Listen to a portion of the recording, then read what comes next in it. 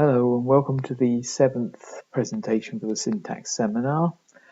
This week we're actually going to do something rather short, and I'm not going to drag it out, so the presentation will be a lot shorter than normal, but we're going to investigate something that we've been sort of skirting around the edges of up until now without really saying anything specific about it. And that is the precise nature of the tense element in finite sentences.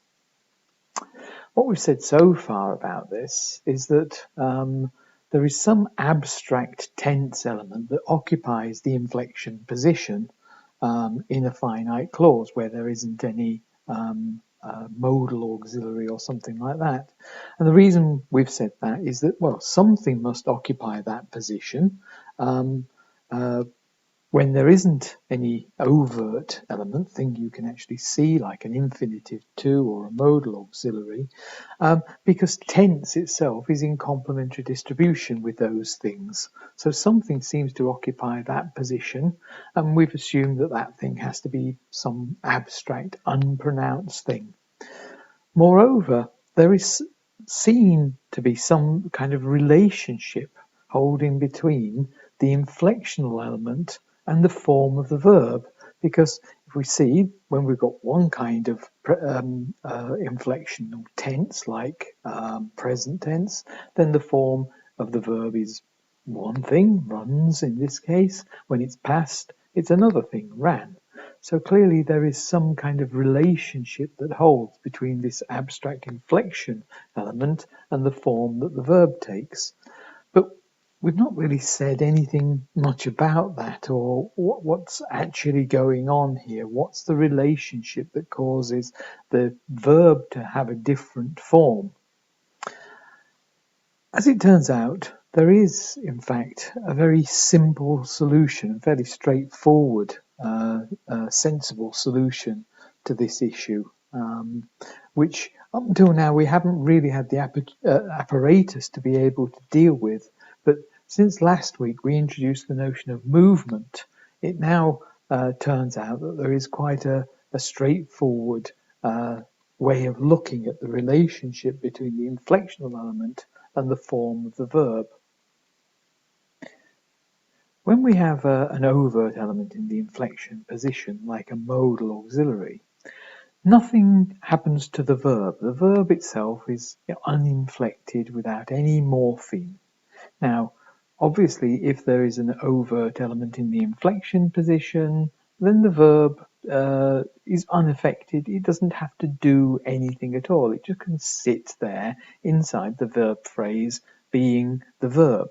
So when there's a free morpheme in the inflection position, the verb doesn't have to do anything. It just stays put inside the verb phrase.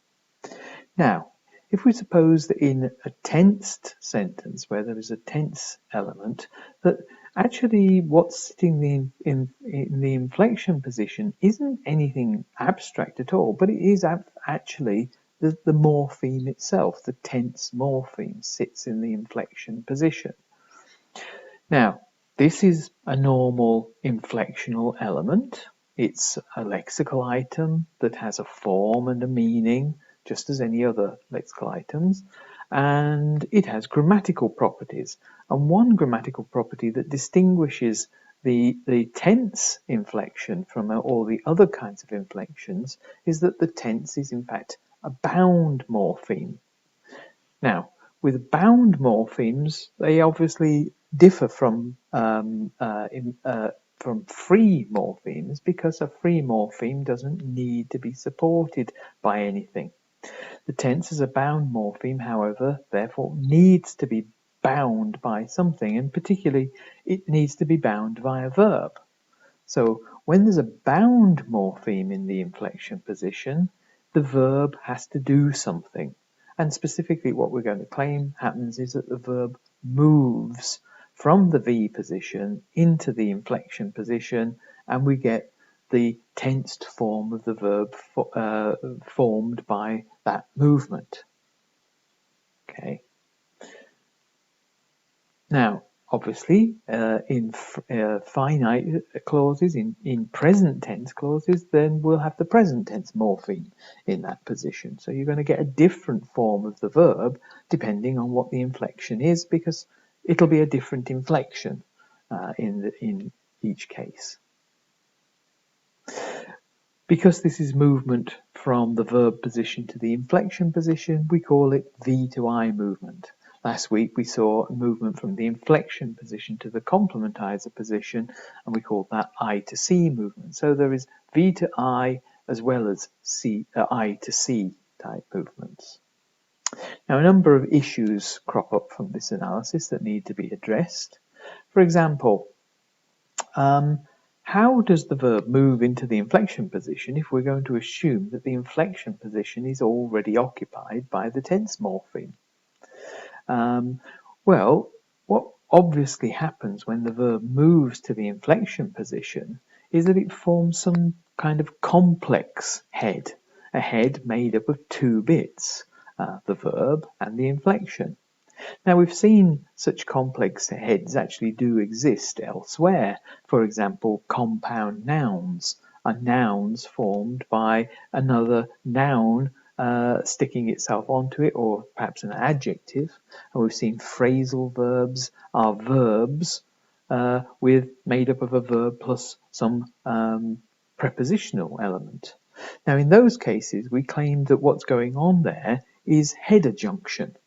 So what we have is a head with another word element adjoined to it. In this particular structure here, we see the Y element is adjoined to the X element.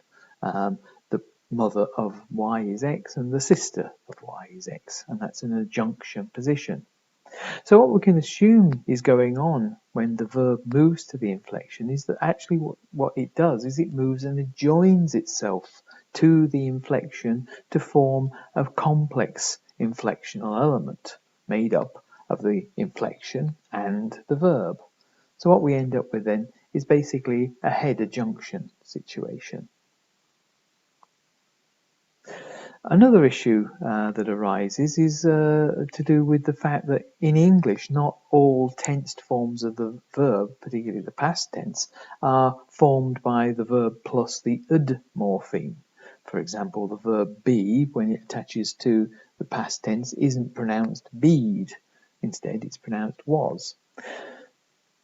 What we have in English then is a lot of what we call irregular forms. The regular form is the -ed form of the verb of the past tense, but we've got a lot of verbs that don't have that form but have another form. How do we account for this under the assumption that what is actually sitting in the inflection position is in fact the -ed morpheme? Well, I'm not actually going to say too much about this for the simple reason that it's fairly clear that this is an issue to do with how you pronounce something and not necessarily anything to do with the syntax. It's a phonological issue rather than a syntactic one. Syntactically, we can see the past tense of the verb to be as being be plus the past tense morpheme.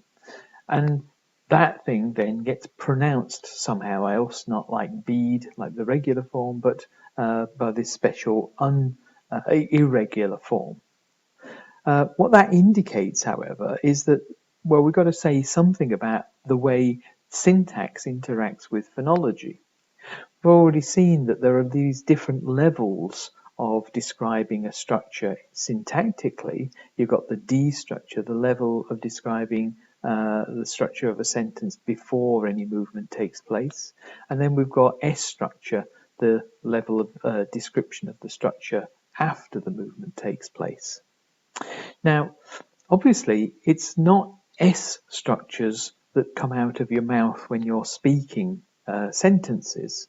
S structures are, after all, structures. They have branches and they have nodes on those branches. They have IP and I bar. And when you pronounce a sentence, you don't pronounce that. So clearly there's got to be some level of processing going on between the S structure and what eventually comes out of people's mouths.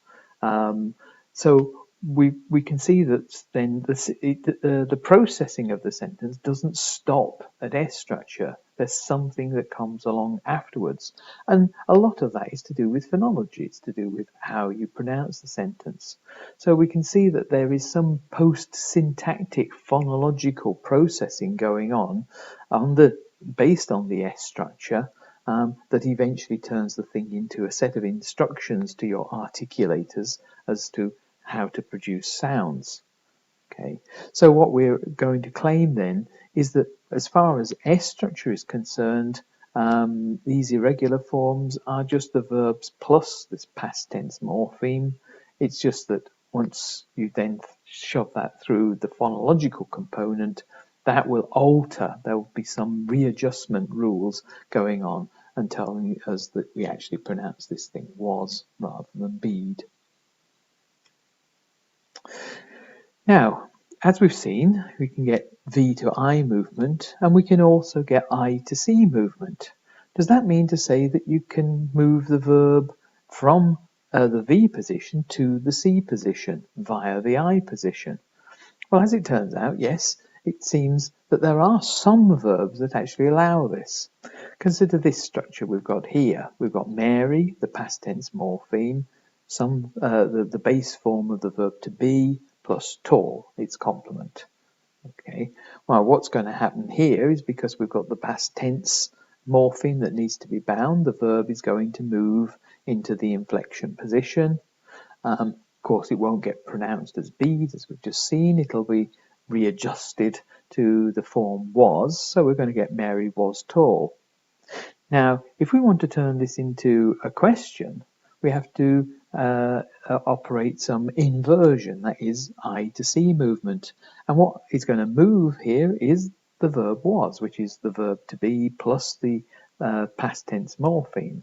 That's going to move up into the C position, and we're going to get was Mary tall. So we can see that the verb itself makes its way from down inside the VP all the way up to the C position in this particular case. Now, it turns out that actually there aren't very many verbs that can do that. The verb to be is perhaps the main one that can do it. Most other verbs, particularly the verbs with semantic content to them, if you think about the verb to be, it has very little semantic content, and in fact in something like Mary was tall, the main semantic element there is tall, and what be does is basically provide something for the tense to attach to. In that sense, it's very similar to the dummy auxiliary do that we saw last week, being inserted in order to provide something for the tense to attach to.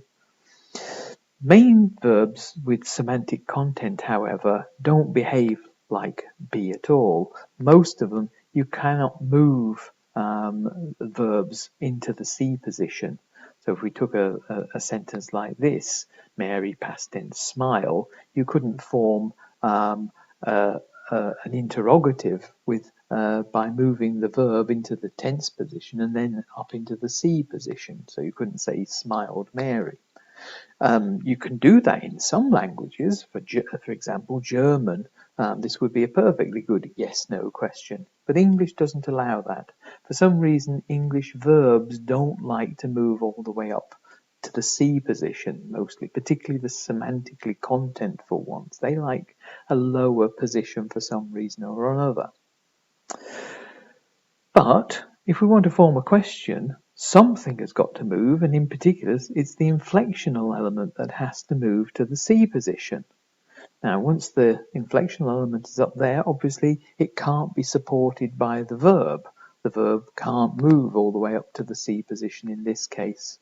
And therefore, what we're going to need to do is to insert something in order to be able to support that inflection. And of course, it's this verb auxiliary dummy do that gets inserted.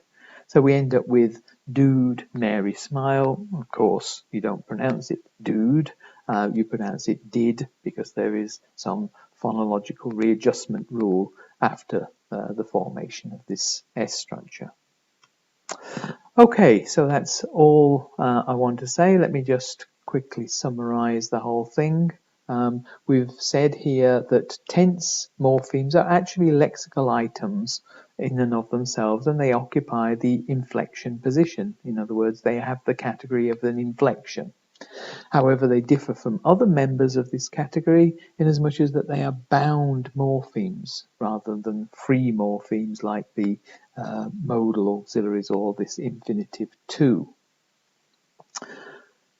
Now, because they're bound morphemes, verbs have to move to them to support them. Bound morpheme can't just exist by itself. So that bound nature of the inflection forces the verb to move out of the V position, and when it does, it adjoins itself to the tense morpheme to form a complex inflectional element. We call this V to I movement. Some verbs, in particular the verb to be, can move all the way up into the C position via the I position by the straightforward case of inversion. However, most verbs can't do that. So what has to happen is that the verb stays put, uninflected inside the verb phrase. The inflection itself moves up into the C position, and because it's a bound morpheme, it needs to be supported somehow or other. So what we do is we stick in this dummy auxiliary do, and that does the job of the verb in that case. Okay, that's it. I'll see you in class. Bye-bye.